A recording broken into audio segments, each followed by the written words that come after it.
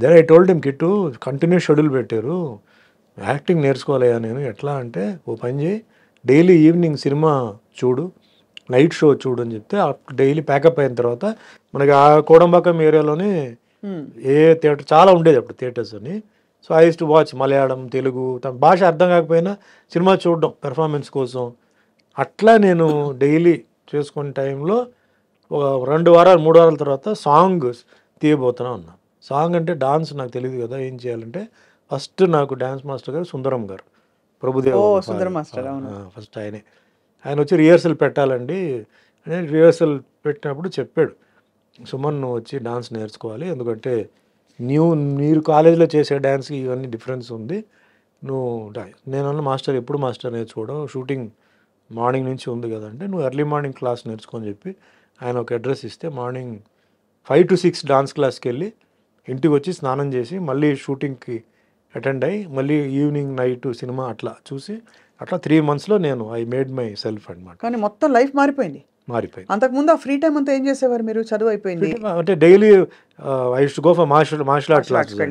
I use to నేను వారానికి 3 సార్లు I use to take class. వారానికి 3 సార్లు సీనియర్ ట్రైనింగ్ ఉండేది, అంటే బీచ్ ట్రైనింగ్ అట్లా మాకు చాలా ఉండేది. వాటికి I was totally into martial arts అంతే. ఫ్రీ టైంలో అంటే మా అమ్మగారు ఏం చేశారంటే చిన్నప్పుడే నాకు సాంస్క్రిట్ నేర్పించారు. అవును, భగవద్గీత నేను సాంస్క్రిట్లో నేర్చుకున్నాను. సో ఈ శ్లోకాలన్నీ ఉన్నాయి, లక్ష్మీ కలత్రం, లలితార్జున నేత్రం, పూర్వంద విత్రం, అవన్నీ చిన్న వయసులో అయిపోయింది. అంటే సాంస్క్రిట్ లిపిలో నేర్చుకున్నారు? సాంస్క్రిట్ లిపిలోనే, సాంస్క్రిట్ నేర్పించి సాంస్క్రిట్ లిపిలోనే నాకు అన్ని నేర్పించారు. భగవద్గీత కూడా నాకు మొత్తం చదివించారు నాకు కంప్లీట్. అట్లా క్లాసికల్ మ్యూజిక్ కూడా నేర్చుకున్నారు కదా? క్లాసికల్ నేర్చుకోవాలి, క్లాసికల్ డాన్స్ లేదు, క్లాసికల్ మ్యూజిక్ లేదండి. వీణా నేర్చుకున్నాను, ఇన్స్ట్రుమెంట్ కళాక్షేత్ర నేను చదివాను కదా, అక్కడ వీణా నేర్చుకున్నాను అండ్ గిటార్. అఫ్ కోర్స్ తర్వాత వదిలేసాను అనుకో. బట్ అప్పుడు మీరు ఏమనుకునేవారు? అమ్మ is a principal and so నేనేమవ్వాలి అంటే you wanted to also teach, మీకు మార్షల్ ఆర్ట్స్ లో స్థిరపడదాం. My ambition was to become a pilot. ఓహో, army pilot, not commercial pilot. నేను ఎప్పుడైనా ఇంట్లో ఉన్నప్పుడు ఈ జెట్ పైకి వెళ్తే ఓ పొగ అలా వదిలేసి వెళ్తుంటుంది తోకలాగా, ఆ సౌండ్ వచ్చేది. అప్పుడు ఈవెన్ బాత్రూమ్ ఉంటే కూడా స్నానం చేస్తుంటే టవల్ కట్టుకుని పరిగెత్తి వచ్చి నేను చూసేవాడిని. నాకు ఎప్పుడు డ్రీమ్ ఏంటంటే అదే ఎయిర్ ఫోర్స్లో జాయిన్ అవ్వాలి అని నాకు ఒక ఇది. But mother wanted me to become a doctor. So ఈ లోపల ఏంటంటే డెస్టినీ చేంజ్ చేసి యాక్టర్ అయిపోయాను. సో అది కూడా మదర్ వాళ్ళ ఇదే, father doesn't involve himself in anything, మదరే ఇంటికి బాస్ అనమాట. సో మదరే నాకు బ్లెస్ చేసి, ఇప్పుడు ఇంటికి అగేన్స్ట్గా నేను రాలేదండి సినిమా ఫీల్డ్కి. మదర్ బ్లెస్సింగ్స్తోనే, మదర్ ఇష్టపడే నన్ను పంపారు తప్ప నాతో ఏం చేయలే.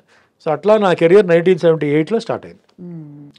అండ్ ఈ సినిమా షూటింగ్ జరిగేటప్పుడే నాకు వేరే ఒక 3 సినిమాలు వచ్చింది. అందరూ ఏంటి అప్పుడు టాక్, ఓ చాలా హ్యాండ్సమ్ హీరో ఒక ఆయన వచ్చారనా, లేకపోతే ఏమని అనుకున్నారు? ఒక new boy on the handsome boy plus martial arts expert, అంటే ఓపెన్ కదా షూటింగ్ చేశారు, చాలా రెస్పెక్ట్ వచ్చింది ఆ టైం. ఈ స్టంట్ యూనియన్ వాళ్ళందరూ న్యూస్ స్ప్రెడ్ చేశారు. అంటే ఫైట్స్ అప్పుడు ఈవెన్ ఫాలింగ్స్ అన్ని మేమే ఒరిజినల్గా చేసాం.